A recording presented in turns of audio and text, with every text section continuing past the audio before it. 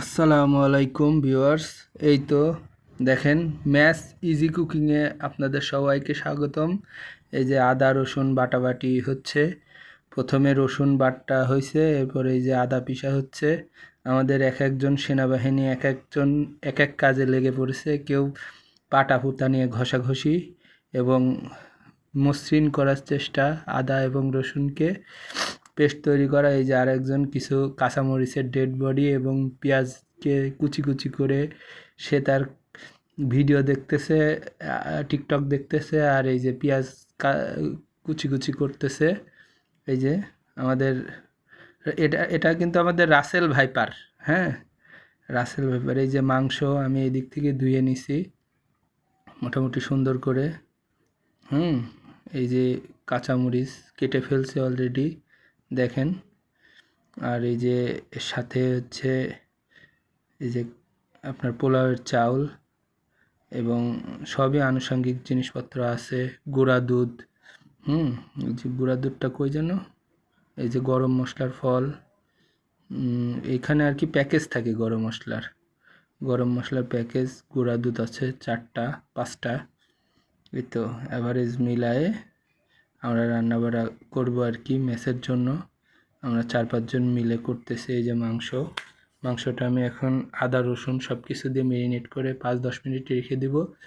এরপরে রান্না বসাই দিব, দিয়ে আর কি মোটামুটি রান্না করে ফেলবো আর কি।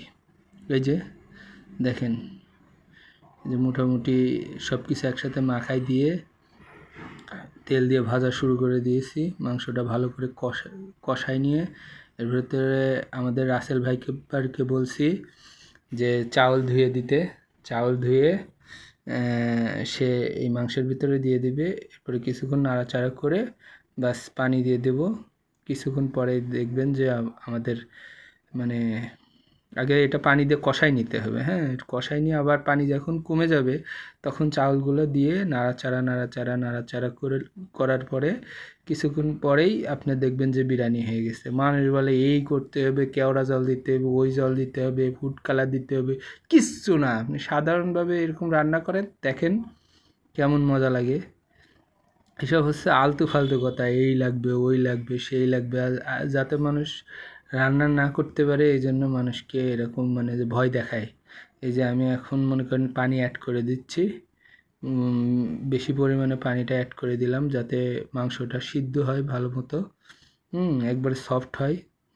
আর একবারে যখন শুকাই যাবে মানে তেল উঠে যাবে, তখন আবার মনে করেন যে আমি করব, তখন হচ্ছে আবার চাউল দিব, দিয়ে কিছুক্ষণ নাড়াচাড়া করব।